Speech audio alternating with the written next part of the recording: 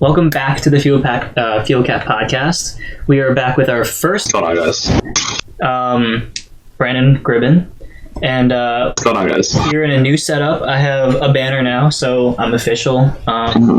And you guys can't see it, but I have a new screen setup and a little desk rearrangement going on. So it's good. We're gonna do a little bit of a different take this time. So last time I was kind of having anybody on and we were talking about pretty much whatever, as long as it was like car related. What I want to do is start having guests on that are more automotive adjacent, people working in the industry, photographers, shop owners, stuff like that. And Brandon is perfect because he is a pretty affluent photographer, I must say, especially since last time we spoke.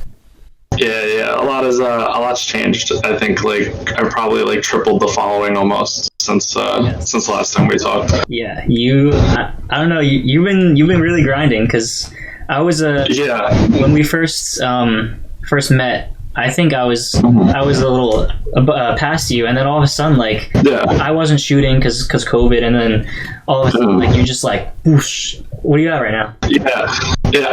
Currently, I have it up on my phone. I will quickly pull that up for you. I currently, at this moment in time, I'm at, I don't know if you could really read it, but it's 1,583 currently. Nice, that's awesome. So yeah, I've been pushing myself. So it's even with COVID, I'm still trying to shoot, and luckily I have a lot of friends that support my work. Mm-hmm. So obviously I have a whole bunch of cars to shoot, and I just bought a new vehicle, which is actually nice enough to take pictures of. So I'm, obviously the content's content. Yeah. But even with I've been going to, obviously I think you've gone to a couple, or I don't know if you've gone, but the Goonies Cars and Coffees I go to, and I do the photo dumps on my Instagram, which I've been doing exponentially better than everything else I post. I guess it's just because people see their friends' cars in it, and they're like, "Oh my god, dude, you're famous! You're on this photo dump." Yeah. Because they do 100 likes more than all my other photos. But I mean, I'm not complaining. I enjoy posting it, so it works out. Yeah. So, how do you with the photo dumps? Because for me, that's something that's kind of I always intend to do photo dumps, but then I end up just forgetting to post, and it's as simple as just probably scheduling a post and then either having an auto post or having a reminder just to post. And how do you go about that? So kind of since I started, since the first day I started my Instagram, I gave myself a schedule. I was I'm gonna post every other day. And I kind of just kept to that schedule, and now I'm at a point where I post every day. The times aren't uniform 100%. I post honestly, first thing in the morning, I post anywhere from 8 in the morning till 11 o'clock. But it's relatively first thing in the morning. I average 9 a.m. I'll post, but that's every day. Because we're in that group, so you always send them in the morning. And I'm yeah. So is that it? So you post every morning, basically around 9 o'clock, like you said. Yeah, basically. And how have you found engagement at that hour? It depends. The photo dumps do, I think, significantly better in the morning, all the Goonies, or just any, I even posted, we were at the Browntown parking lot, which is in central New Jersey in Old Bridge, for those who do not know. It's a pretty prominent hangout. You usually could drive by and there's always some type of gathering of cars going on. Always. Yeah, so even there was a meet that happened there. It was there was maybe 30-40 cars. But even things like that, I'll go, I post, get the pictures, whatever. And then even photo dumps of little meets like those, or at the Yellow Lot in Rutgers, in New Brunswick. All those do very well in the morning. I know one of the Goonies photo dumps I did in my set of 3, in the first hour, I think it was from 8 to 9, because I posted at 8 o'clock. Yeah. In the first hour, it did 100 likes, and I was holy shit. I was that, I don't know. But it was I was surprised, because I keep track of my analytics, so it's I kind of see a pattern. It's I'll do 50 or so likes in the first hour. Yeah. So the fact that I did double, I was oh my god, I was this is doing really well. And then I know, because I keep track of like who saves and sends, and like I like looking at all the analytics, because like obviously I went to school for like business and marketing and all that stuff, so like I find it interesting. And like I know there was like the one, I believe it was when there was like a Browntown meet, and like 60 something people had sent it like around like to different people or group chats, and I was like kind of when I started looking at all my photo dumps to see how they did analytics wise, and I was like shocked because I was like 60 people out of like the 180 sent this like all over the place. So I thought it was cool. You know, for me, I think part of the reason why I haven't had a consistent like time to post, or even just like a consistent like every day I'm posting, is partially because I'm running out of content, which I feel that it's okay. And it's okay. I'm starting to dry up a little bit too. I'm trying to book some photo shoots. But. Yeah, and then also because like my best time to post for engagement is like it feels like it's all over the place. Maybe it's because I'm not consistent, but like I noticed like when I was trying to post every day, like I kind of am now, but like it would always be like at the end of the day, like around like 11 o'clock, and I'd be like, oh, I didn't post today, let me post real quick. And for some reason it does like the best like later on. Like my 11 o'clock posts were doing great for a while, so I was posting every day like between like 10 11. I see them, like I like obviously I'm liking them also, and it's like I see that they do really well. The only reason I like to post so early in the morning is because like I know me personally, when I wake up in the morning before I go to work, it's like obviously most people nowadays do like their social media scroll like first thing in the morning, whatever. That's true. So I post first thing in the morning, so people like it's like the second they wake up, it's like my stuff's the first stuff they see. So it's like I know I'm in a lot of like group chats with a lot of different photographers and stuff. I'm part of a media team also, like more for engagement, but like it's like 30 photographers. I post like before almost all of them, and I don't do it necessarily to be like, like I'm quicker than you. It's just that's just the time that works better for me. And I mean, obviously, especially if you go through my Instagram, it shows like if you go like a couple months back and my like ratio then to now, it's like my average has gone up like significantly. But it also comes with the fact that like I obviously went up also a significant amount of followers since the last time we did the podcast. It's like Instagram's weird though, because like if you're not posting consistently, like let's say you go from posting once a day every day, and then like you stop posting for a week, and then you post again, Instagram is going to be like, like we're not going to push this photo because you haven't posted in a week, and your follower, like you're not bringing people to our platform or like keeping people on our platform. And then so like this one guy was saying that situation, and then he noticed like, this picture's not getting a lot of likes, so the next day he posted 2 pictures that day, and all of a sudden his engagement was back up to where it was before. And it's like super weird. Like you just got to play the game. The algorithm is so weird. It's like I really heavily look into my analytics because like I said, I find it interesting because like it's like partially what I went to school for.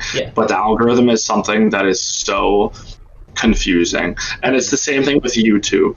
I have almost 1,600 Instagram followers. I have 70 subscribers on YouTube. And it's like, and I push my content on my Instagram, so it's like it's trying to figure out how like the tags work and stuff, like YouTube especially.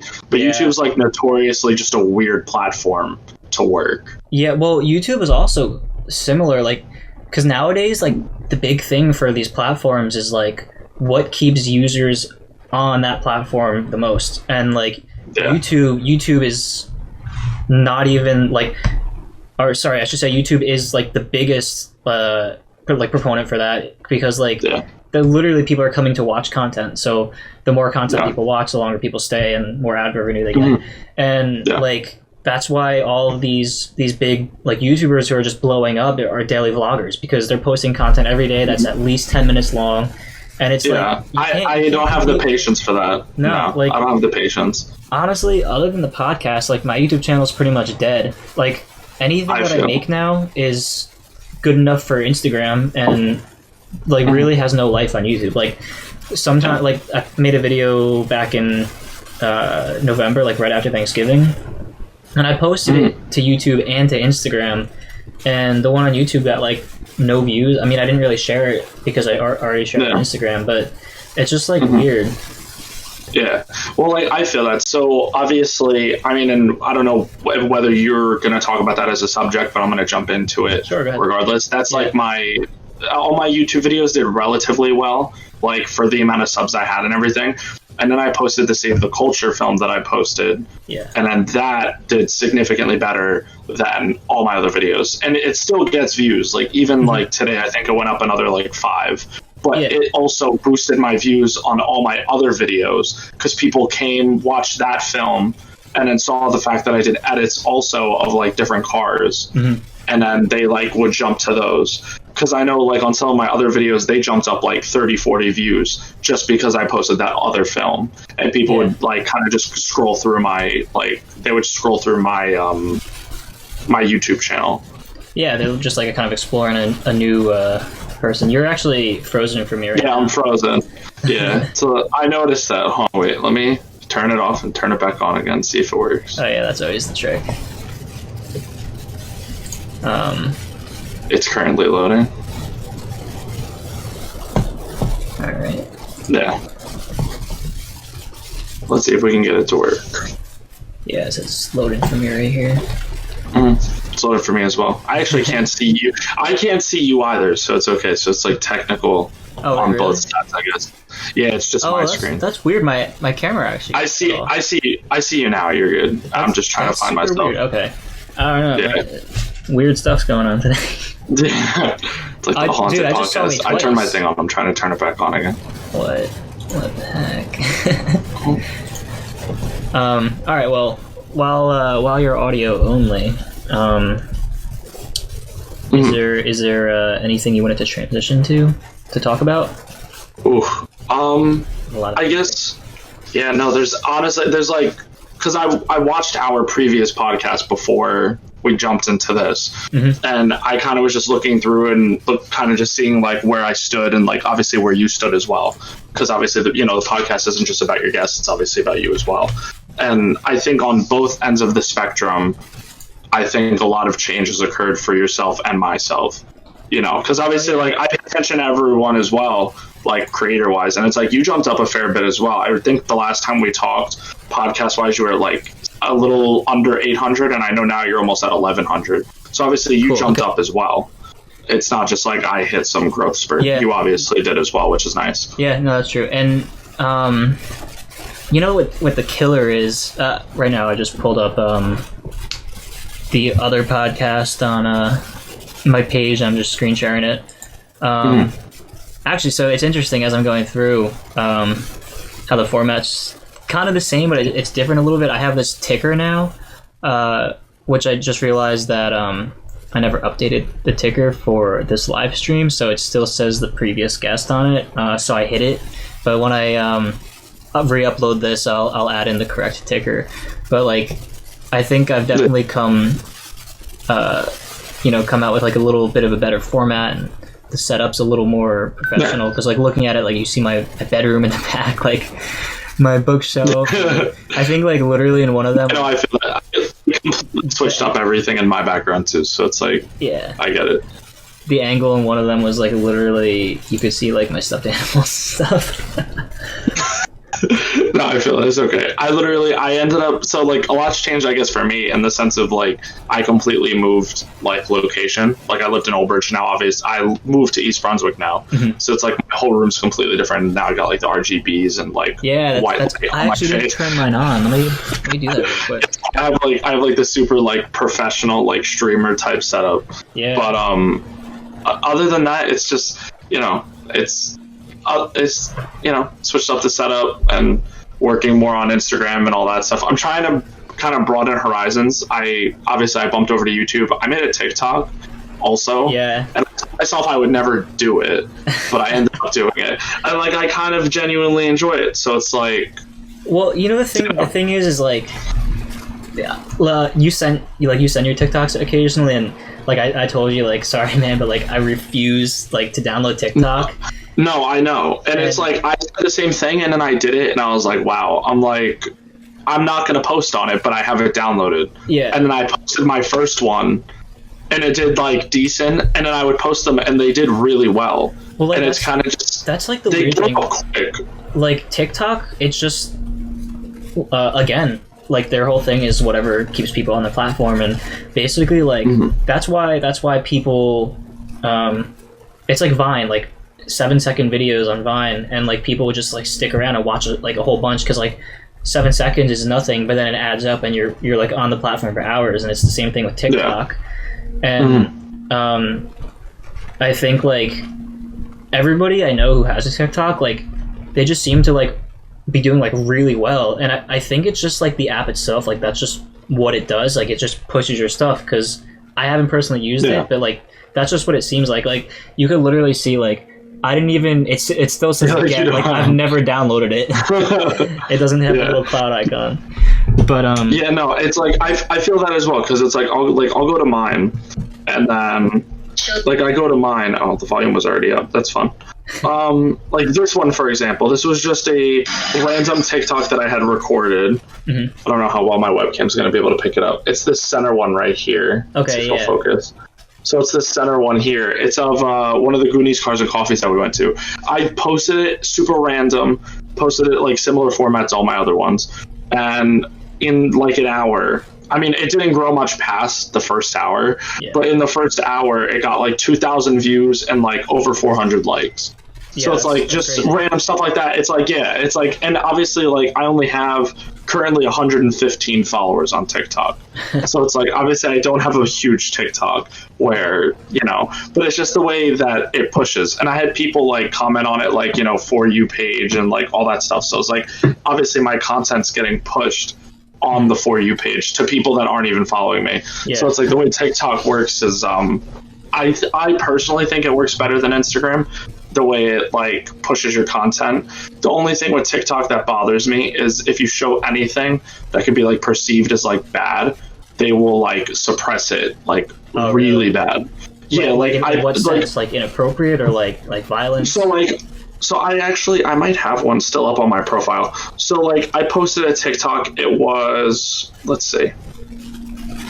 It was this one in particular. It was before I had sold my previous car, my Dodge. Yeah. There was part of my TikTok where I drove it over a curb, like just like an inch high curb, because like it was funny, and TikTok suppressed it because they considered it dangerous and like you can get injured. What? But it was literally like just driving over a curb, and I was like, there's nothing wrong with that. It makes no sense. So like I would get it if I was posting like street racing and stuff. Yeah, that's understandable because you can get hurt. Yeah, but like I'm doing 2 miles an hour over a curb. So that brings up another question: is who moderates that? Is it all AI, or do they have people? I'm pretty sure it's like just an algorithm. So that's actually kind of scary because it like can recognize like everything.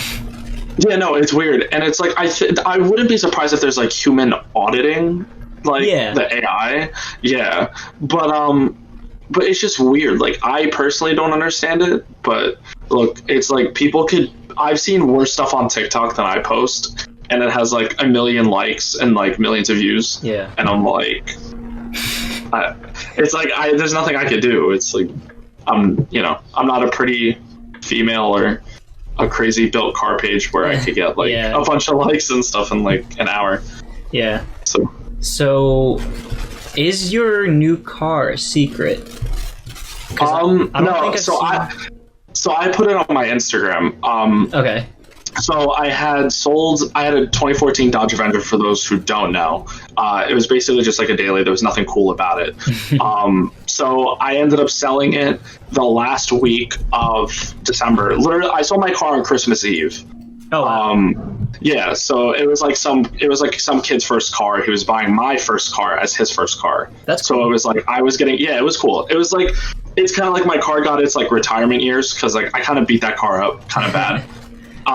But I ended up purchasing, literally, what's today? Today's Wednesday. So it's a week and a day.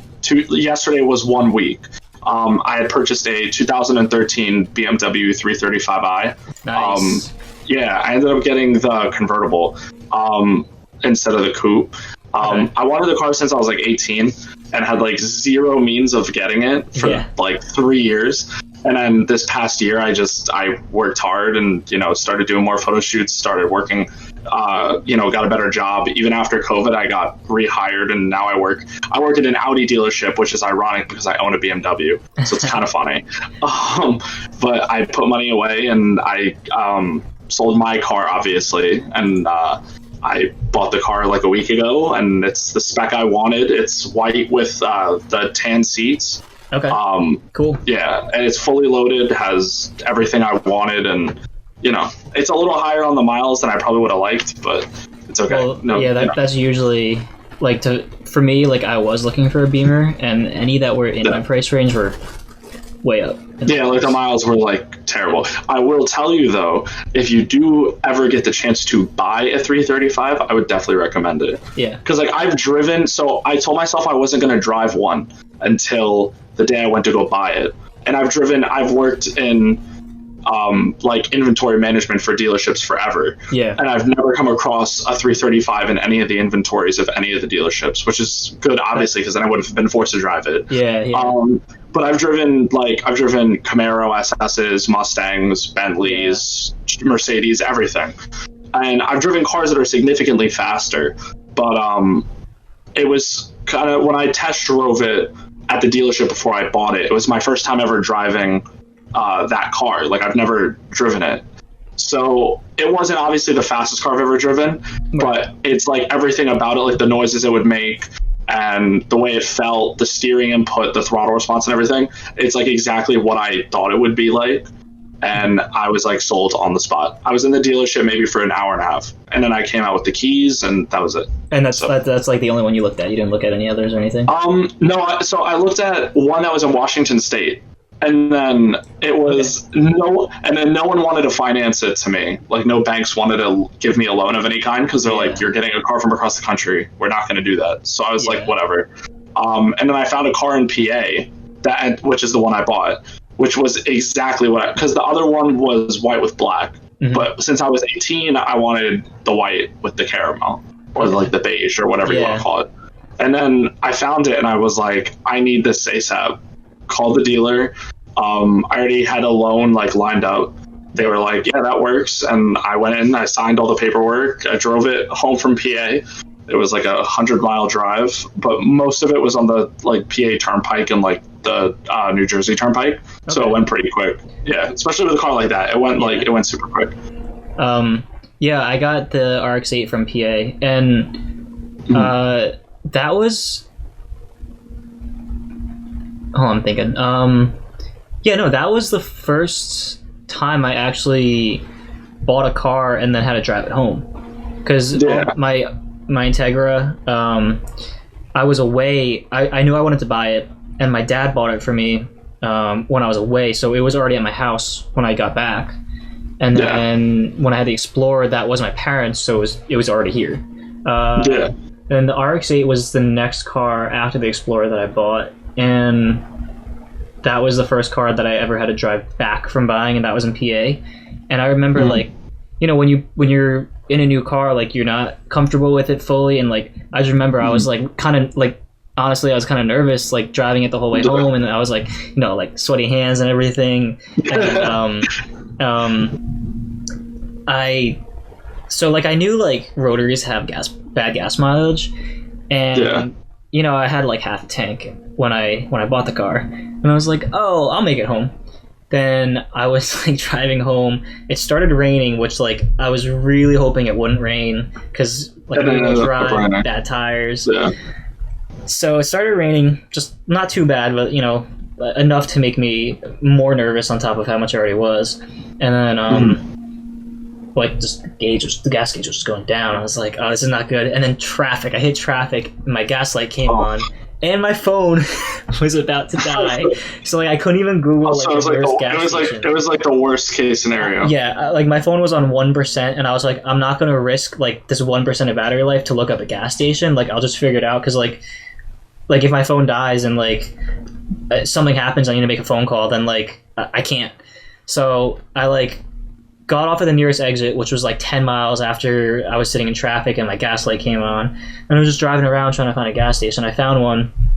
I went in, I was filling up, I went inside. I got a phone charger, and I got the little cigarette lighter adapter. Yeah. And plugged it in. Cigarette lighter didn't work.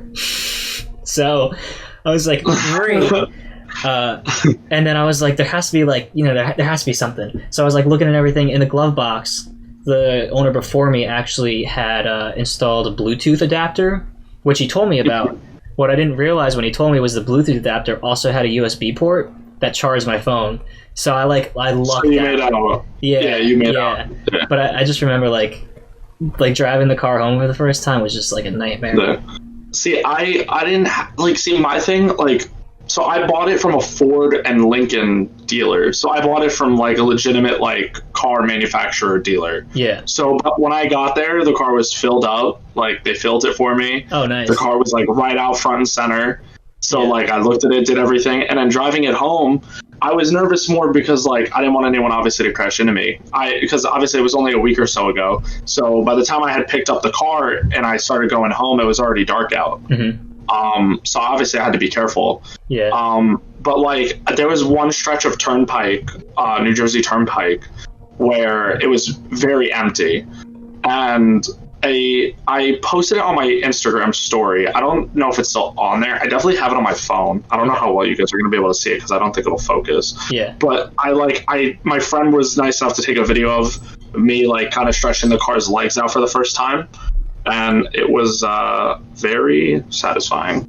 I don't know if you guys will be able to see it, but yeah, I could kind of make it out. It's kind of just, you'll see. It's literally just, and there I go. Just what? Wow, okay. That thing takes off. Yeah, I mean, it's pretty quick. I mean, it makes 300 horsepower and 300 pound-feet of torque from the factory. Yeah. So it's relatively quick. The owner that bought it before me did a cold air intake and a charge pipe already. So the car makes maybe 15 horsepower more than what it would normally make. So it's not really all that much.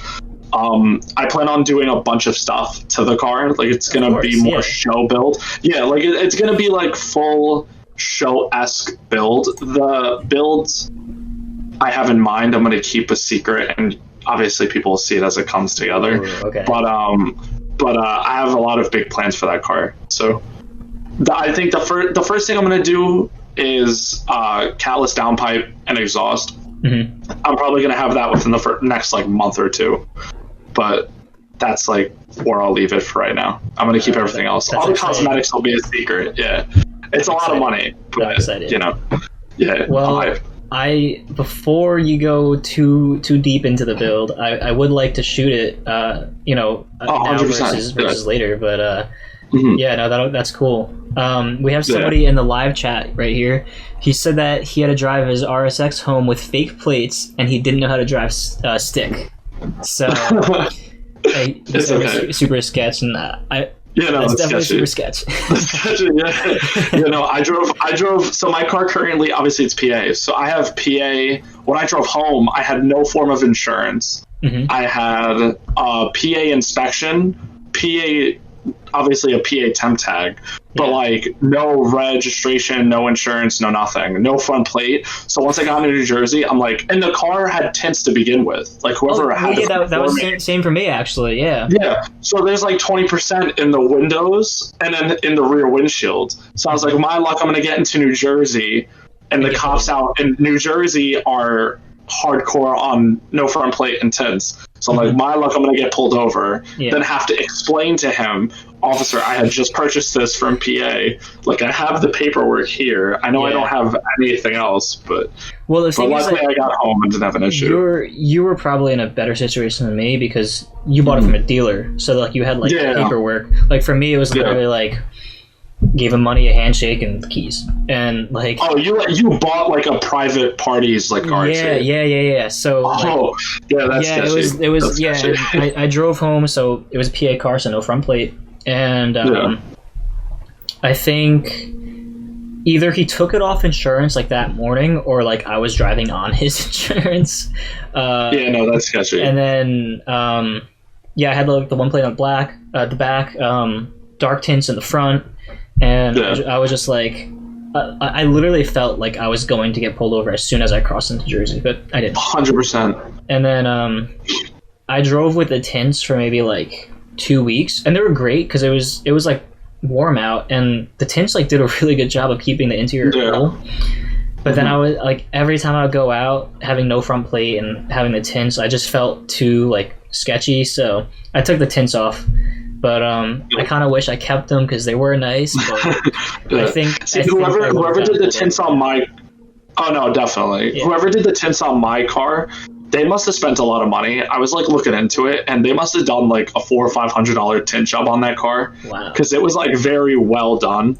Wow. But I'm just gonna rock the tints and no front plate. And like if I get stopped, I'm gonna be like, officer, I'm sorry, but the bumper is way too expensive for me to just puncture holes in it. Yeah. I'm not gonna do that. The paint on the bumper is like, I was looking into it because I was just like curious if I replaced the bumper for whatever reason, and it was like the paint alone is like almost $1,000 for the front bumper. Yeah, it's a Beamer, so. Yeah, and I was like, I'm not, and the bumper is like $700. So I was like, I'm not doing that. I was like, if a cop tells me to put on a front plate, I'm gonna be like, if you write me a $1,700 check, I 100% will put on a plate for you, officer.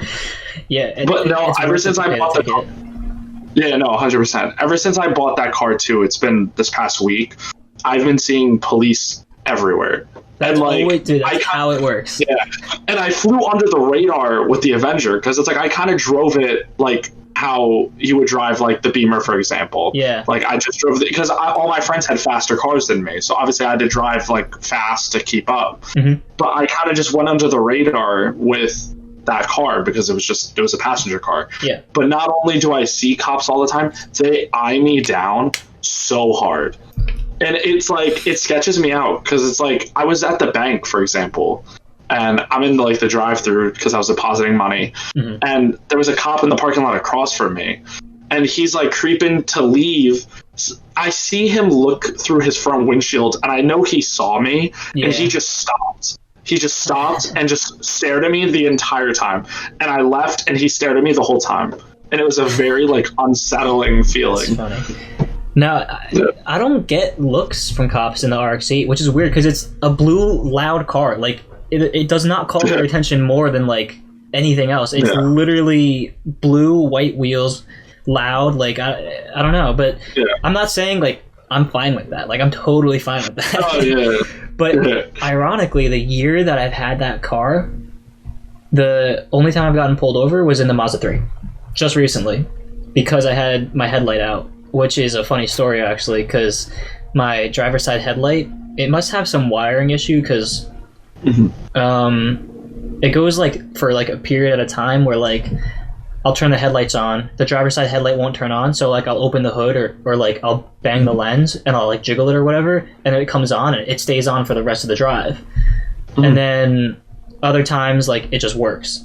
So I was driving home from work, and I forgot to check like if the headlight was on or not, and I was driving home, and then this cop like was on the side of the road, and he like pulled out behind me, and I was like, that's weird, like I'm not speeding, like there's nothing sketchy about this car, it's not the RX-8. And then he was following me for like about a mile, and then he turned his lights on, so I pulled over, and he came up and asked for my license and registration and everything, and then he's like, yeah, I pulled you over because your headlight's out. And I was like, oh, okay. And he's like, yeah, I forget which one it was. Let me go look. And it must have, like, jiggled when I was coming to a stop and turned on. Because he came around to the front of the car. And he had the most confused look. And he's like, oh, well, I think it was the driver's side headlight, but it's working now. And I was like, oh, okay. And he's like, just get that looked out if it, like, goes out again. And I was like, thanks. Yeah, that's good. Hopefully I don't get pulled over in the BMW. Hopefully if I do, it's a good experience, because that car could possibly get me in a lot of trouble. So I definitely like, and it kind of sticks out, like I notice, and like I get it, I guess it's just more like the status, like people that don't really know too much about cars, they kind of just see like, they see a white BMW convertible and they're like, oh, like that person must be like rich or have money or whatever. But like I know, like I've had the car for about a week, and I've seen like just other enthusiasts on the road, And like I get like nods and I get like waves, like the typical like, you know, car enthusiast like waves and everything. Yeah. I get them. So it's like obviously like the people that know what the car is, they know what the car is. Yeah, no, and like exactly. I've had a lot of people, and like I've had people ask me about it. I had someone the second day I bought it, I was putting gas in it because I've had the car 8 days, and I put like 650 miles on it and What? like 7 days. Yeah, well, taking it home was 100 miles. That's true. But then yeah. like the one day I had taken my girlfriend out Mhm. because she wanted to go and like ride in the car or whatever. Yeah. And like we drove all the way down, like we went to Pier Village in the Long Branch area, went all the way down that main road, Ocean Avenue. Oh yeah. And like by the time I got home, I realized I'm like up 100 extra miles, and I was like, oh my god, I'm like I gotta slow up a little bit. But like all my friends, obviously, they all want to cruise and they want to like, you know, they want to do things. So it's like I've been taking the car out. So, but I've been enjoying every minute I've been in that car. So it's like it was completely worth the money. Yeah. So, you mentioned that you're working at Audi now. So what are you doing Yes. there? So, so the last time we were on the podcast, I was telling you how I did inventory management for the other company that I had worked for. So COVID came. Obviously, we're dealing with the pandemic. Yeah. I had gotten laid off from that job probably a week or two after that podcast that we did. Oh, wow. And it's funny because I was saying how I had left my job because of COVID and you were still there. Wow. So I was only there a couple weeks after the fact. And then I think I was on unemployment for a couple weeks. I was on unemployment for a few months, like 2-3 months. Yeah. Then in August, I got a new job with a different company that does the same thing. So they work with an Audi dealership. They might have been the company that I applied for because there's only like 2 that I know of. Do you know the name? Redline? No. Oh, really? Okay, so there's more than 2. Yeah, no. They're all competitors. Yeah, I think there's like 6 different companies. Okay, because when I applied for Redline, they kept mentioning the one that you worked for, and I was like, wow, they must be the only competition. They're literally like the only competitor to them. It's like kind of my managers used to like talk shit about them like a lot. It was like kind of funny, but no. So the company I work for is Fast Company. It does the same thing as like Redline and that other stuff. Okay. And those other companies. Yeah. They only have the one Audi dealership, but I mean, I basically go and I do the same thing that I did with when I worked at Dealer Specialties. I have all their inventory up on my phone. I go through what needs photos and video done. I do that, and that's virtually my job. I kind of get on the managers at Audi if I need stuff done, and I report back to my boss, and that's really it. Cool. But yeah. Yeah, that seemed fun. You know, when I was applying for it, it seemed fun, but I think I'm kind of happy I didn't get that job because like I thought it would be somewhere that like I would see myself at for a while, but like then I was like thinking about it when winter came around, and I was like, no, it's a pain. Yeah, I was like, nah, I'm good. Yeah, no, like I had work today. Like I had work today, and I woke up and I took the car to work. Like I took my BMW to work. Yeah. And luckily, it has the heated seats and everything.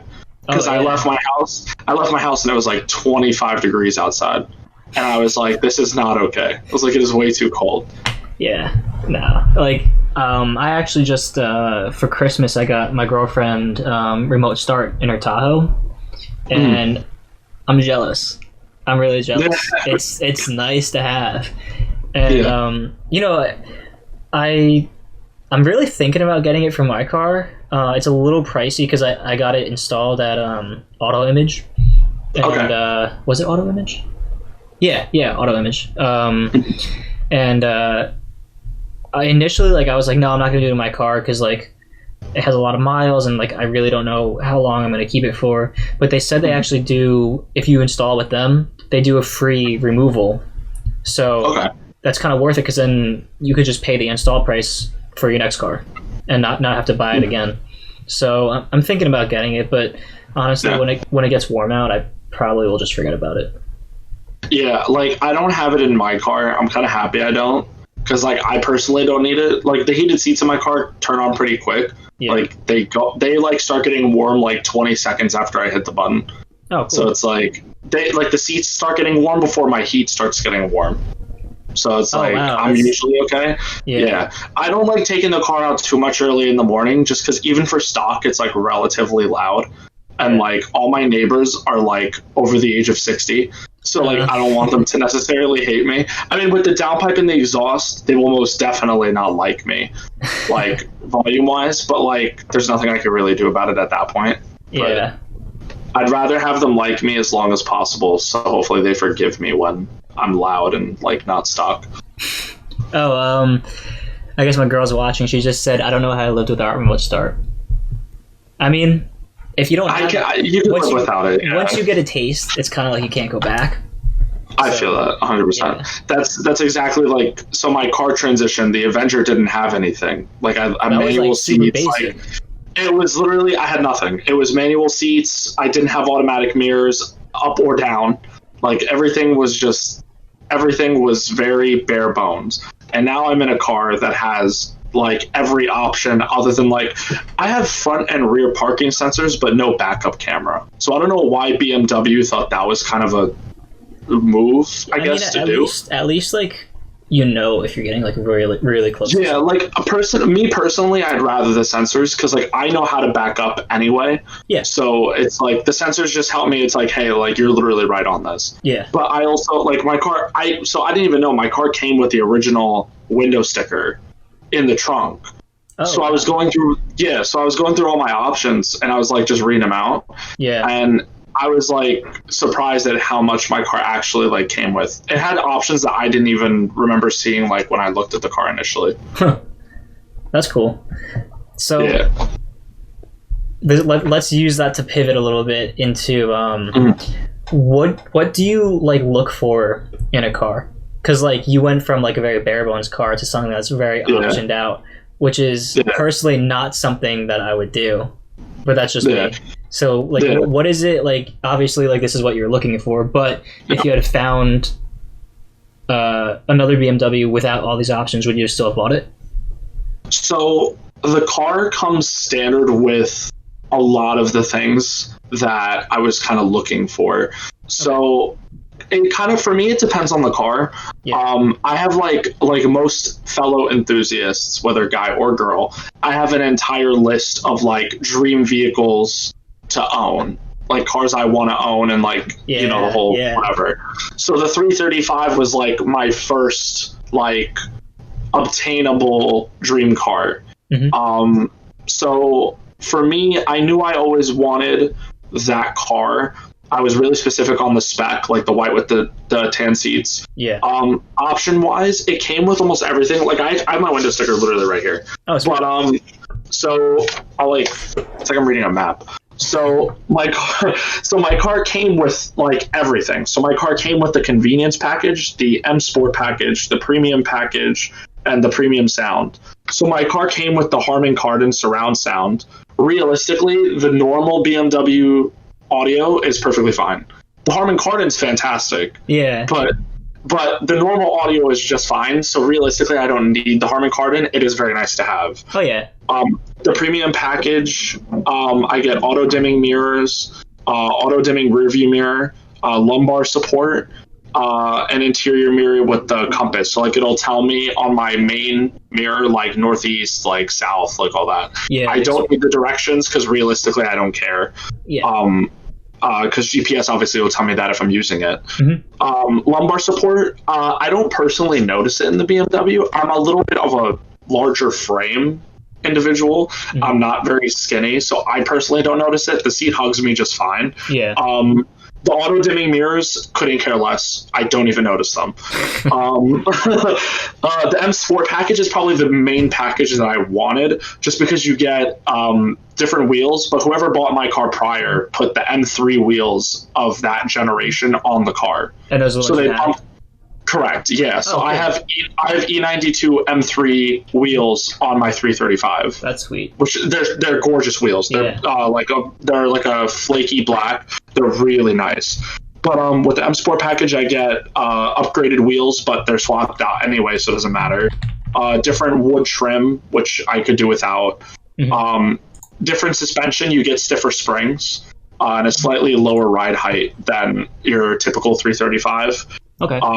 Different steering wheel with paddles, and then you get a slightly different exhaust. That's really the only package I really cared for, just because if you do, I'll send the picture to you here in the group chat or like in our Discord. Mm-hmm. I'm going to send you what the car would look like without the M Sport package. So you could see kind of like the front bumper. I got to try to find it.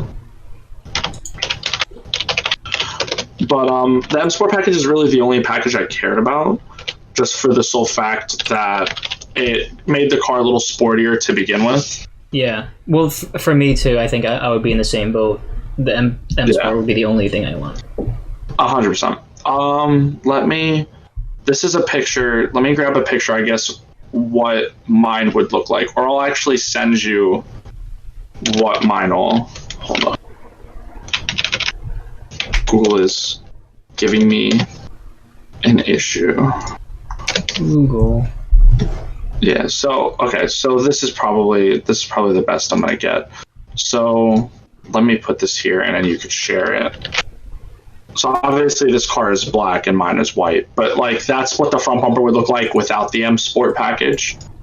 That's what the front fascia would look like. Okay. And then I'll show you what my car looks like. I did a whole photo shoot with my car, so I'll just send a picture of my car. Is that going up soon?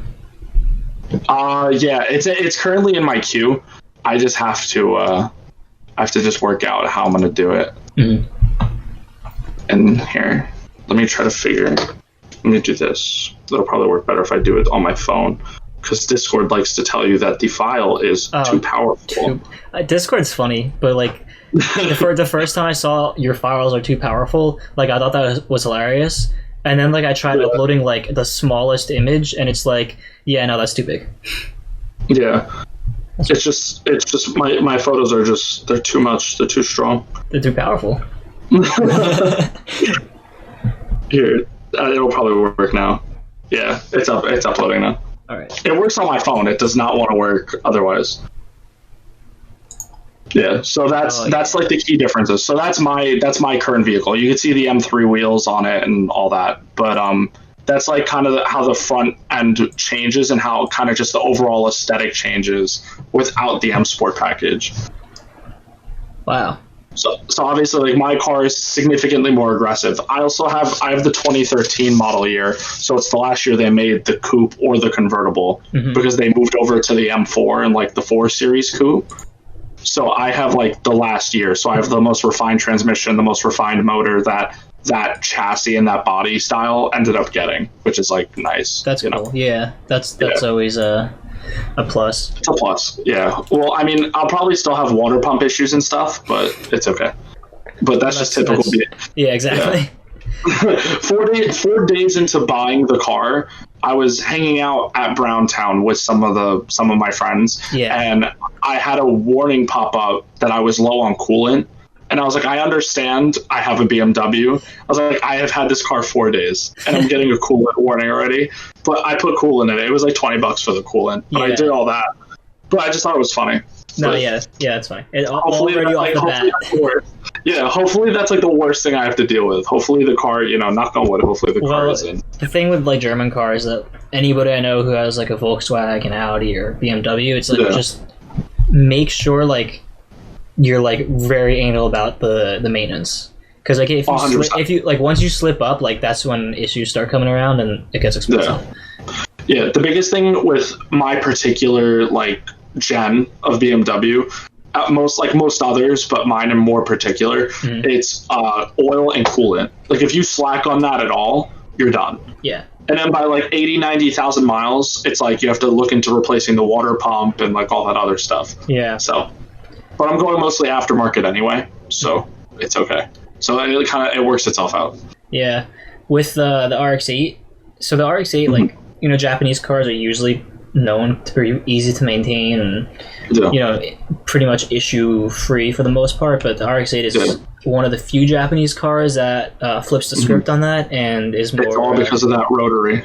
Well, yeah. So now that I'm working in a rotary shop, I'm kind of realizing like what's what and everything. But Oh wow! Actually, I just realized I haven't announced this yet. Like I've kind of talked about it like privately, but this is okay. This is the big announcement. I am going to be Rew swapping it. For those of you who don't know what an Rew is, it is the motor out of an RX-7, and some of you might be thinking, oh, they're basically the same motor, but they're not, because the RX-7 motor, it can handle a lot of horsepower, unlike the RX-8 motor.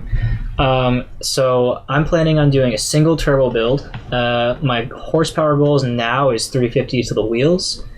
So that's kind of the plan there. But the reason I'm saying this is actually related to our conversation. I'm gonna, because the RX-8 motor basically doesn't have any value. Like, no one wants to buy them. So I'm planning on just popping the motor, and so I'm not really gonna be as anal about maintenance as I should be, because I'm getting a new motor in the foreseeable future. So probably what I'm gonna do, I'll do my like premix and everything and oil changes, but I'll be rough on it, a lot more rough than I should be. And I wanted to go out with a bang, literally and figuratively. So I'm probably gonna plan something big for that. Maybe like do a burnout or something until the motor pops. But I don't know. I don't have solid. I would definitely be down for that. But I would definitely be down to see that. Something like that is how I plan to send it out. So, I feel it. That was my plan for when I was to go and get new tires on my car. I was gonna just swing it or do a burnout until I blew my tires up, and then just go get new tires. But I gotta see, because tires are very expensive on that car. So Yeah. But you gotta send it every now and again. I don't support full send, but you have to send it every now and again. Yes. Oh, we should talk about that. Oh god. Oh, the infamous. No, honestly, I mean, honestly. So I guess I'll jump into the segue. I guess. Yeah. So, I actually, so maybe this will give you obviously questions as well. So when I posted my Save the Culture film, if you guys have not, whoever is watching, if you have not checked that out yet, definitely go check it out. If you go to my YouTube, Dolce Media, same as all my other social media platforms, it is the most recent video I posted. It's about a month old at this point. I basically touched on the current situation in the Central Jersey car scene, meaning like Middlesex County and like kind of all the surrounding counties. Mm-hmm. I thought that video was actually going to do really bad. I thought that video was going to get a lot of hate, and I expected like hundreds of dislikes and people like threatening to come like key my car or like blow up my house or like something like that. Yeah. But it actually it was very well received, and I had a lot of people reach out to me about it. Like I think I went up probably like 50, 60 followers from that video, nice. Which was cool. And like people would like, was getting like text messages and Instagram DMs and Snapchats and like comments and stuff on my photos that were like more recent. Yeah. And people like all telling me like, dude, I really enjoyed your film. And like, like people were showing like their parents my film and like people were like showing their friends and like grandparents and like all this stuff. And people would come up to me and be like, oh, I showed like 8 of my friends your film. And like, they all really loved it. Yeah. So I was like very happy that it was like as well received as I wanted it to be. Well, let me just butt in real quick. It's like you posted that, and so I was kind of planning on like doing something like almost like exactly how you did yours with like the interviews with different people, but I didn't because of COVID, and like I just I wasn't trying to like go out. And what I wanted to do, I wanted to have it like in a more of like a studio setting, like you kind of did it like at Easy Wash and whatever. Yeah. And like I wanted to do a studio setting, and I kind of put it off the table. But like I was like wow, like I don't know if anybody's like gonna do something like this. I think that would be really important. And all of a sudden you're like teasing this video. I'm like based off the teasers, like I wasn't really sure if it went down that route, because it was pretty much, I think your teaser was just like B-roll. Yeah, so the teaser I had posted was the very end of my video. So toward the end of the video, I had posted like to the people that want to like save the car culture, like thank you. And then it was like B-roll. It was basically like a minute blooper reel of like all the funnier or like more like lighthearted footage that I ended up getting. Because obviously, like I believe it's like a 10-minute video. I think it is. Yeah, around that mark. It's 8 minutes and 11 seconds. Okay. Looking at it now, so obviously the first like 7 minutes are, it's a little bit more on the serious side, and I didn't know necessarily what direction I wanted to go with it. It was very much impromptu for a lot of it. I started planning it. I had the idea of it probably 2-3 weeks before I started any filming. Filming took me about a week. In between going to that the Goonies Cars and Coffee, and getting footage and interviewing people, and then just like other B-roll that I incorporated from other videos of mine. And it all kind of incorporated really well. I basically wanted it to be like, it was supposed to be informational and be like, this is our situation. Are we going to let it keep going the way it's going and let it die? Or like, are we going to try to do something and like work together to like try to rectify some of the negative? But I tried to make it almost like make people think. That's where, like the questions I had asked, where it was like, what do you think about the current situation? Or like, what do you think we could do to fix it? And then I had obviously interviewed people that are, they run bigger groups in the area, like obviously, like Street Breed, and like Elusive and those groups.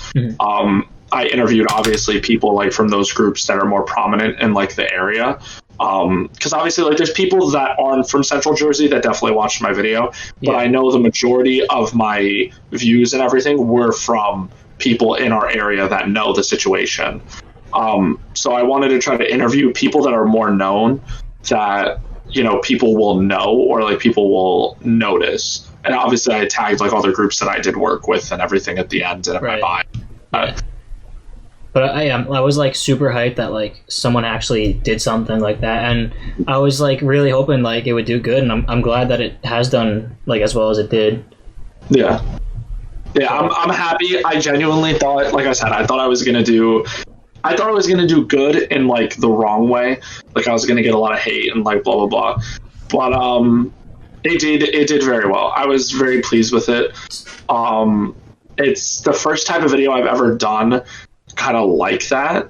So it was completely out of my comfort zone personally, because obviously I post edits, so it's like I don't do any talking or anything. So it's like the fact that I did monologue in it and interviewed people in the whole nine, it was very much like different, and that's something I'm very much used to. Well, the video I ended up posting like a week or two after yours. It was something like when I mentioned I initially like started like I had planned to do a video similar to yours. Like I had like written already like part of the video I made, and then your video kind of like inspired me, like I should finish this and just post it. I took the spin on it because it was like around Thanksgiving, so I put the spin on it like I'm thankful for the car community, and like the whole point of the video was like showing like the value that it brings to me or like other people, and like kind of like the community aspect. Everyone comes together, and like at the end of the day, like we're all like friends, we respect each other, stuff like that. And like that's like I was trying to paint a picture of what the car community is to me and to you, I'm sure. And then at the end of it, I was just like I put like save the culture, and like kind of that was just to put on the radar like people who are watching who aren't familiar with the community, or people who are familiar with the community, like the value of it to some of us. And then like at the end it's like, and like this is why we need to save it. But I do have a plan to like go far with the whole. And I understand. No, I saw your video. I liked it a lot. Hold on, I think our connection's lagging a little bit. Yeah, I believe you're behind slightly. Uh-oh. All right, do you think we're good now? I don't know, I can't really tell. Yeah, no, you're good, you're good. Okay, cool. Okay, I was about to say, I was like, no, Discord, please don't do this. No, I watched your video obviously as well. I enjoyed it a lot. There was a couple other creators that had also posted. I'm sure you've seen the Cliff Media probably. I would assume. You probably heard the name at least. Yeah. Yeah, so he's kind of like my situation when we did the first podcast together, kind of like more of an up and coming, like videographer in like the area. And he did like a little snippet kind of Save the Culture film as well. Yeah. And he posted it like a couple days before I posted mine. So I like kind of redid it a little bit because I was like, I don't want people to think I'm like copying, if that makes sense. Well, that's like why I threw the spin for the mindfulness thing. Exactly. Because like the biggest thing is like I had the idea probably a month beforehand, but I didn't obviously capitalize on it first. So I didn't want to be like, oh, well, you're copying this creator. Because obviously I want all the other creators in the area to grow. So it's like obviously like I want to try to help everyone kind of move up, because it's like me helping, one creator, they might start to do well as well. They can help me and vice versa. You help each other grow and the whole nine. Yeah. But he's a great videographer. I was watching some of his stuff and he's doing good. It's like a similar situation to me where I think he's going to do really well. And I'm excited to see where him and like some of the other creators that are kind of starting to be like up and coming, kind of like see where they go. Because obviously Central Jersey wise, I've been doing photography for about 2.5 years, but obviously I've only really been prominent in like the scene in this area for probably about a year, maybe a little less. Yeah. So obviously, I've kind of already set a name for myself, and like people know, who I am, and like, or people see my work or whatever. So for me, it's more like I want to try to help other creators grow, and do stuff like that. But obviously I have my own plans as well to help myself grow further. Right. Yeah. And, it's, you're like going back to the beginning, like you're very consistent, and like a lot of people I talk to, like I've mentioned you, that they know who you are. And for me, it's like, because I'm really like inconsistent with like going to meets or posting or like for whatever reason, like I just haven't gotten that consistency down yet. So like I'm always under the assumption like, oh, like nobody really knows who Ethanol Feed is. And then like I was talking to someone casually, and he was like, yo, are you Ethanol Feed? And I was like, yeah. He's like, oh yeah, like I got like recommended your videos on YouTube, and I could subscribe and follow you now. I'm like, oh, like sweet, like that's awesome. Yeah. But that's why I'm trying to bring podcasts back though, because I think I'm trying to get more into like the culture. Like I want to get involved in helping to shape the culture. So like I think that like the podcast is something that, if a lot of people are listening to it, that can have influence in the culture and really become like a heart of at least the local culture. That's why I'm pretty much sticking to just guests who are in the local car scene. And like I have the blog, which it hasn't really been that active lately, but that's like another thing. So like I'm trying to be more like, you're doing like photo shoots and stuff, that's your thing, and like that was my thing for a while, but I really feel like what I'm supposed to be doing in the car community is helping to like facilitate discussion, or like kind of be the outlet for like deeper thoughts or topics in the car culture to like take place. So that's like I get it going down. Yeah, I feel that. It's like my biggest thing as of recent is obviously, like I said earlier, I'm kind of like more solidified, I guess, in like the local scene. Yeah. Like I know like every time I go to a meet or gathering of any kind, like I probably say hello to at least 20-30 people. Like people kind of, I don't make my face very public social media wise, but like people kind of just figure out, who I am. Obviously now I have a pretty distinguishable car as well, so like now I really can't hide it, obviously. But my biggest thing now, and I guess it's more just, it's kind of like where I'm trying to go future plan wise, because I know obviously the last time we had spoke, I said I want to try to grow my page more and the whole whatever. Obviously I'm beginning to do that more. I want to try to branch out and try to do work with like manufacturers or shops and different like parts manufacturers, or like certain like like Genesis or Mazda or Alfa Romeo, things like that. Right, yeah. I want to try to get into more work like that and help smaller creators become bigger in our local scene, and then start to kind of branch off, because obviously I don't plan on being in the area obviously forever. I would obviously like to kind of branch out, explore different things. Yeah. So I want to try to leave some form of like a staple behind that, like smaller creators that I can help can kind of like, they could follow behind on that. And then it's like, you know, they'll be like, oh, well, like, I know, you know, this creator now, or I know them, and, you know, like Dolce Media or Brandon or whoever, however they want to refer to me. And then, you know, that's kind of like where I'm trying to go now. I put it up on my story, I think a week or so ago. I wanted to try to do like merchandise of some sort to like see how it would sit. Yeah. And it got merch. It got received. Yes, shameless plug. Absolutely.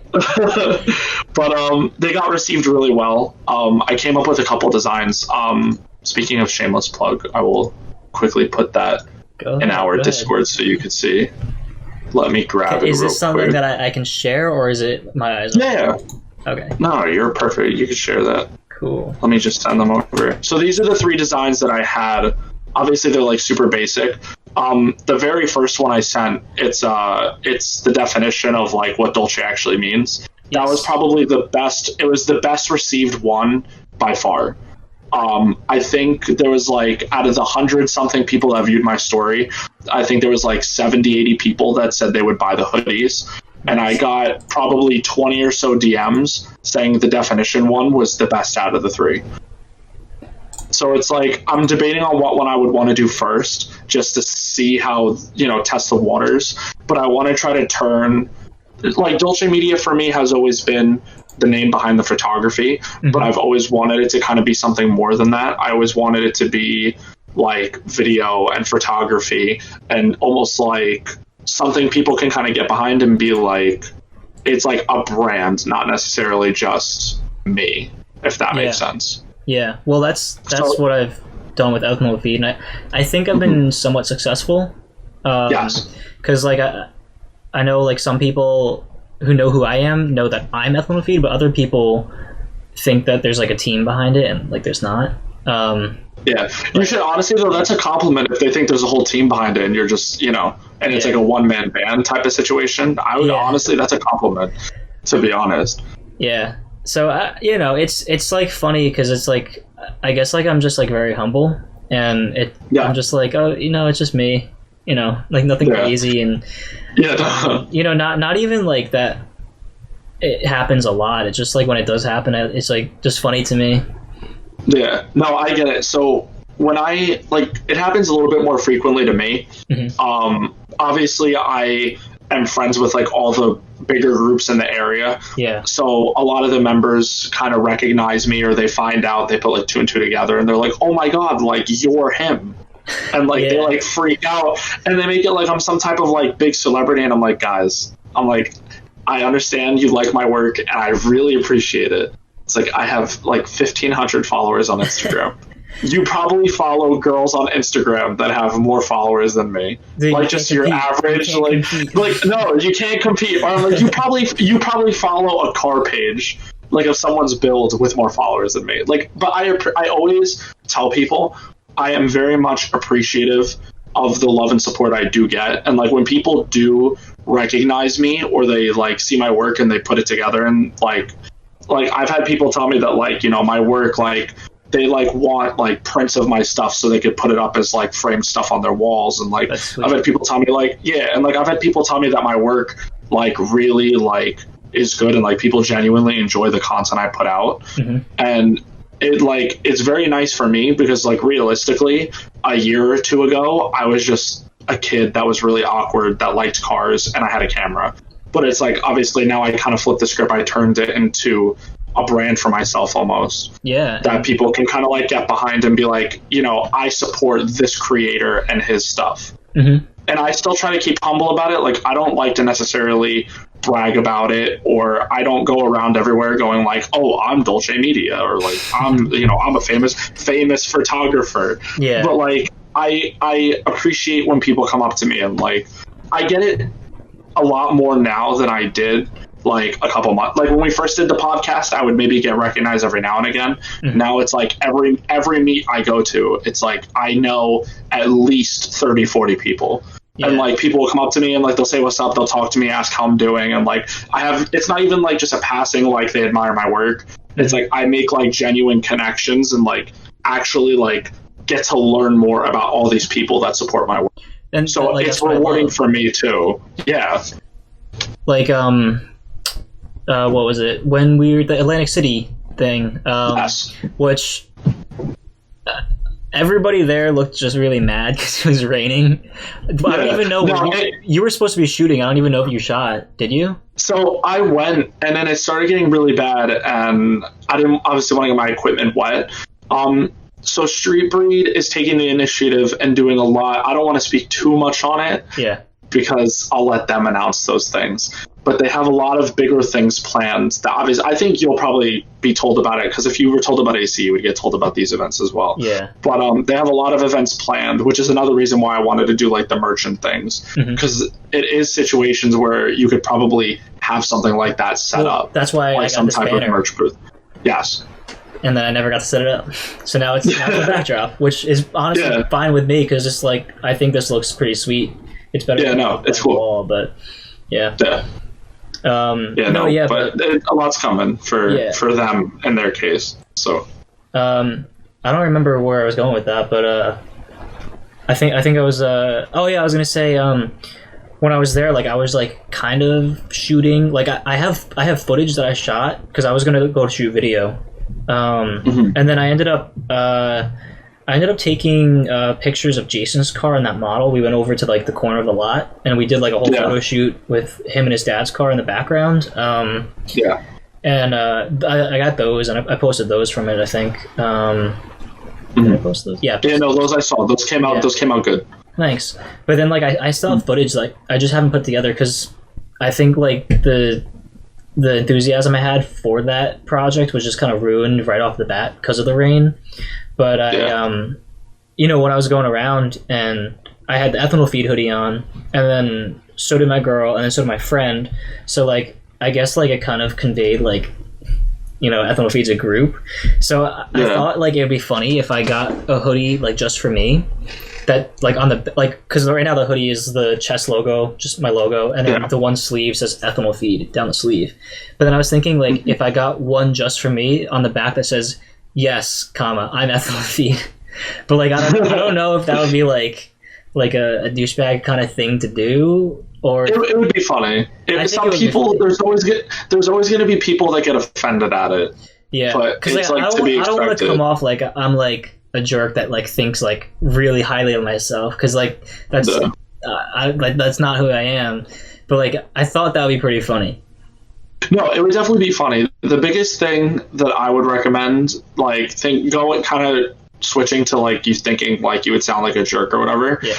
The biggest thing is obviously always be humble about what you're doing, but at the same time, definitely have in your head like I am amazing.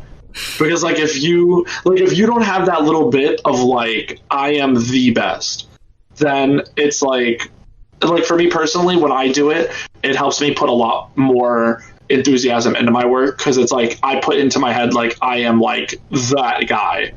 Yeah. And then it translates somewhat into my work, because it's like, especially like if you go to my Instagram, like my actual profile, like as of recent, I like really stepped up like how I shoot and kind of just the overall aesthetic that I'm going for.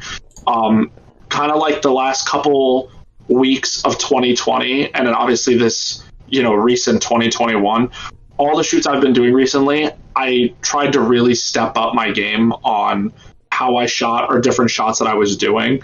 Yeah. I also obviously upgraded my equipment. I jumped from when the first podcast we did, I had a Nikon D3400 with all the kit lenses and everything. And I would like freak people out because they're like, how do you shoot that good on a kit camera? And it's like, now I have a Sony A7R Mark II. So it's like now obviously I jumped up to a significantly better camera. So it's like I've been using it, and I've loved every second I've been shooting with Sony. I do not regret my decision.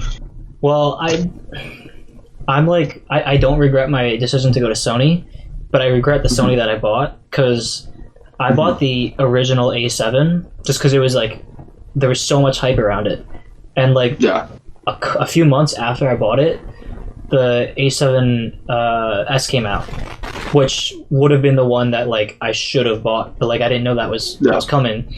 So like, and I'm still on the original A7. I'm honestly soon.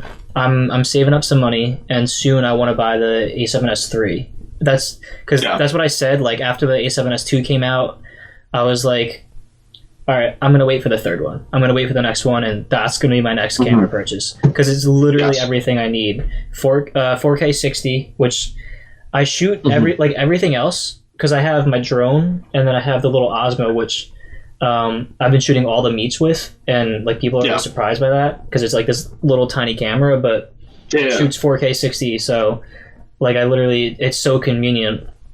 So basically, like all my other cameras in my arsenal are 4K 60, and this one's 1080p, and it shoots up to 120, but like 1080 is just kind of dead to me. Yeah, it's like not. It's like if you're not shooting in 4K now, it's like you're not meeting the industry standard. Which I think it's more, for me personally, it's more the shots you're getting, not necessarily the quality. 4K obviously helps, but if you are shooting in 4K but your shots aren't good, it's like it doesn't matter, at least to me. But like my camera, so I have the A7R Mark II, but with that I get 4K up to 120 frames, and then my pixel count for my images are 42 or 42.4 or 44.2. Yeah, you need so I had to buy a particular SD card to do that level of film. Hold on, that's crazy. I didn't know that, because that's a lot more affordable, and if that's the case, then I actually might. Yeah, I bought my friend's used A7R Mark II. So I got that with a Sigma 50mm and a couple other things. I paid $1,000 flat in a GoPro. Nice. That's actually that's a good deal, because brand new it's $1,700. Yeah, because my friend rides, so he has a Gixxer. So I told him, I'm like, I'll give you my GoPro I don't use, so now you have insurance, and I'll give you $1,000, and we agreed. And I bought the camera literally on my birthday. I bought it, so I bought it the very end of July. So I've been shooting a little more than half a year with my Sony, and I've enjoyed literally every shoot that I've done with it. So I would definitely not go back. I'm up in the comments right now, and my girl is saying, all right, I have to admit, okay, I can't take all the credit because Ethanol Feed isn't officially a team, but Hannah Ray is a real team player, shout out, and definitely does, there's a lot of stuff that I probably wouldn't be doing or have gotten done if it wasn't for her helping out. So I guess, I definitely can't take all the credit for Ethanol Feed being where it is. No, I feel. But, that being said, there is no official team on that note. But, yeah. So having a good girlfriend on your side is it's solid. My girlfriend drives my car while I shoot rollers. Yes. So she helps me. Yes. She is my co-pilot. She wants to drive my BMW so I can shoot rollers with the top down.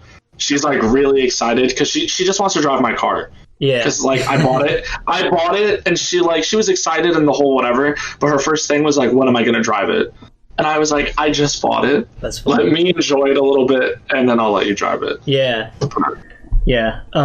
So speaking of getting to drive cars, one of the things when I first started taking pictures is, I noticed, a lot of people would be like, oh, if you want to move the car and position it how you want, you can do it. You could get in and drive it and move it around. And that was always something super exciting to me. Even though I was just moving the car, and just recently I shot a 2021 Supra, and at the end he was like, "So you're gonna drive the car?"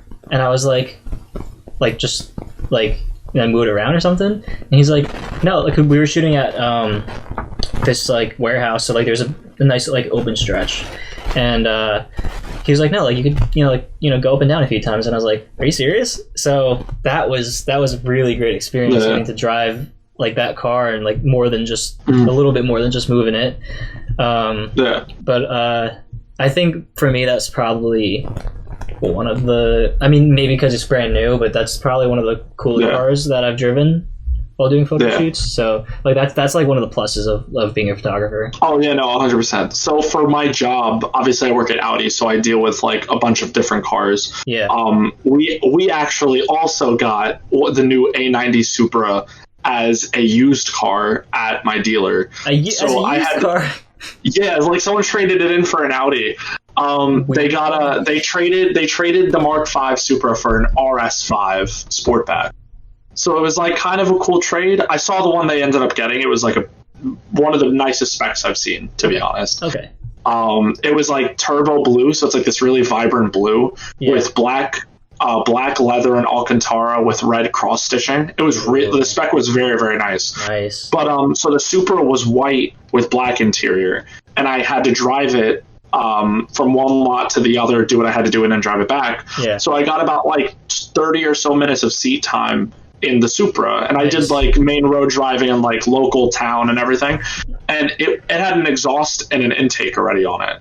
So it like burbled and backfired and everything. It was a very nice car to drive. But like I've driven other cool cars too. Like I drove a brand new Camaro SS with the facelift that everyone like thinks is ugly. I agree, it also is kind of ugly. Well, I drove one. After shooting one, I feel like, because like when I shoot a car, like I really study all of the angles and everything, and after shooting it, I don't think it's as ugly as I did before. No, it's not that bad. It depends on the color that you get it in my personal opinion. Yes, that's what I was about to say. I think it's all about the color. Yeah. But I will tell you, as someone who is a BMW fan, the new 4 Series with the new grille they're doing, how they're trying to like modernize the retro grille, it's so ugly. Okay. I've seen it in person. I've seen it in person because there was a car meet that, I don't know if you know the group Sugoi Racing. I don't think so. No, I don't. Okay. So it's a group that a couple of my buddies are in, and one of my buddies is like one of the like main members of that group. Yeah. They co-hosted a meet with Circle BMW in Eatontown. Okay. So that BMW dealership it's a M Performance dealership. So they have a bunch of like M3s, M4s, M5s, M6s, M8s, like the whole whatever. So they have the new 4 Series there. So I got to really like get up, like right up on it and kind of like look at it and like study the way it looked. Mm-hmm. It is so ugly. It's so bad. And in the car, everything but the front grille is so pretty. The interior is so nice. The rear end, the side profile, it's all so beautiful. But the grille is so ugly, it takes away from the rest of the car being so pretty. Because you cannot get over how ugly the front end is. That's what I'm about to say. Like, I'm looking at pictures right now. I'll pull it up for the viewers. It's so bad. The front end is so bad. It ruins literally everything else. Let me actually screen share with you so you can see that. Yeah. And I've seen it in white. I've seen it in the blues they come in. I've seen it in black, and I've seen it in red. And I do not like it in any of the colors I've seen it. Like 2021 actually. Yeah, like the front plate kills it for me. Like the front plate looks even worse when it's on, but even when it's off, it still looks equally as bad. And like the new M3 and the new M4, they share it. It's so ugly. You know, hold on. I'm covering it with my hand right now, and the rest of the car, it does look like a really cool car. Like, but I don't know. If the grille didn't look that way, like if it was just your standard kidney grills that BMW's been doing, it would look so pretty. It would be such a gorgeous car. You know, actually, right now I'm covering the grille with my hand. It has a lot of Mustang in it. Like, it's very muscular. That is like really Mustang. Yes. And if it had a little wing like right there, Mustang GT. Yeah. Like. Mm-hmm. Well, so my friend Chris, he has a brand new like spec from the dealership Mustang GT. So 2021. our 2020. Like I said, spec'd it out in the whole whatever. Yeah. And I've done a couple photo shoots of his car. His Instagram is iconic50. You've probably seen his car, the silver Mustang with the red Recaros. Yeah. So his car, I joke with him because if you just look at his grill and up, like from the bottom of his grill to like the hood line, I always tell him that he basically just has like a Fusion Sport. Like if you don't count like the bottom part of the bumper, and like he looked at it and he couldn't like unsee it. Dude, that's how it works. But it's like I just thought it was funny. But like it kind of ties into what you were saying about like how the car kind of looks like a Mustang a little bit. Yeah. Oh, I just put my Apple Watch right in the mic, and it just. Yeah, no. But it's funny. I enjoy it. But like BMW, they need to get their stuff together. So I was reading almost a year ago, because like people have been complaining about their designs like the past few years now, and who's their head designer? I forget his name, but he basically came up with like the most like BS answer, and he was like, what I don't remember his exact wording, but it's like, just to summarize it, he basically said like we try to stay ahead of the game, and with our designs, like he's basically saying like the designs of their cars are like specifically the grill is ahead of its time and eventually like will be a trend. Except it's been like 3 years that people have been complaining about their grills, or even more than 3 years. Yeah. I don't think it's going to be a trend. Oh no, it's ugly. No. Because like they do it like these manufacturers do everything based off of like they're like, oh well, our like consumer reviews say that this is what is trending, and I'm like, well, I want to know who these consumers are because they clearly are wearing a blindfold while you're showing them this car. Yeah, like because it's so bad, and like it's like with Audi and Mercedes do that to me too, because like Audi in particular, and I noticed it so much because I work at Audi, the fake exhaust tips they try to do are so bad. Yeah. Like on the new SQ5, it has quad exhaust, it has 4 tips like how it would normally be, but it's like the exhaust cuts out and slopes down. So it's like the tips are normal, but the exhaust pipe is not connected. It slopes down just before the tip of the exhaust. I saw on Instagram someone posted it was like a joke about like being lied to, and it was just like it is so bad. It's terrible, and I don't get it. And it's like I don't know why they get pushed like that, because they do it for like fuel economy and like emissions. That's why the exhaust gets like kind of curved down. But it can't make that big of a difference where you have to make it so fake looking and so bad. Mercedes does it too, and it's really like it's super noticeable, and I just don't enjoy it. I can't find the picture, but yeah, no, I know exactly what you're talking about, and it's like, just like as much. Why? Yeah, and it's like as much as I hate the grills, BMW, I will give them the credit. Between the 3 German companies, they are the one company that still gives you a real exhaust. Like the pipe is connected to the tip, like, and it's all good. Like it's a real exhaust. There's no fakeness. But that's also why I wanted an older BMW, because it's still analog enough that it's like, I don't feel like I'm in some like brand new car where everything is like fake and plasticky. Yeah. Well, here's a good picture. I don't know if you can see it. I think I'm screenshotting. It's loading for me currently. Oh, okay. It's probably just gonna take a second. Is this? I'm assuming this is the Audi that you're showing me, the Audi SQ5. I just Googled. Is this an Audi? I don't know. Probably. It's like a close up, but I just Googled because I forgot. Yep, I think that's an Audi. Okay, yeah, I just Googled that's exactly what Audi does. It's so bad, and it's like on all their cars. Like, see, that's a BMW. I believe that's an E90. Is fake. Yeah, but like that, it's like, but at least it like that's Audi. That's 100% Audi. Definitely. But that's so, like, it's so bad, and they don't even try to hide it anymore. It's just so it's so terrible. Well, like that's just so bad. What's weird is because like with like Teslas, there is no tailpipe. No, it's just a normal, just smooth bumper. I would almost rather see this is hidden, and like this doesn't to me, like that doesn't look like it can be an exhaust tip.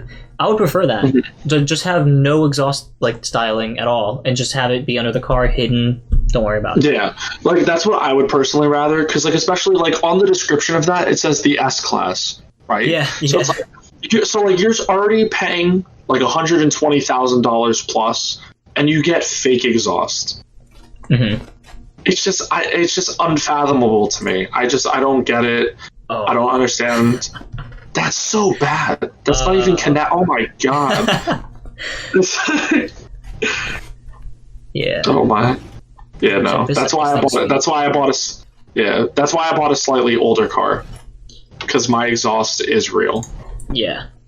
Yeah, and I actually earlier I was starting to go towards this, and I think we went down a different route. But when I was asking about like what you look for in a car, like what options you're looking for, like for me, yeah.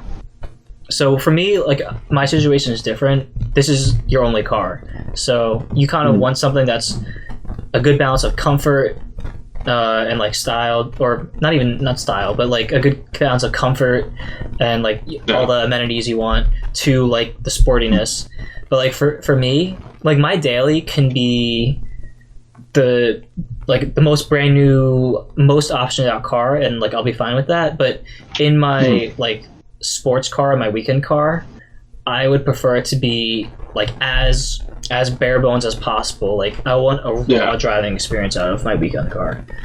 I get that. My biggest thing, so where I currently stand, I want to start to build almost like a collection. So I want to over time start buying all my cars that are on my bucket list of cars. Yeah. And I want to own all of them. So like this BMW, so I own the BMW, like the 335. Yeah. Like I'm financing it, I'm going to pay it off.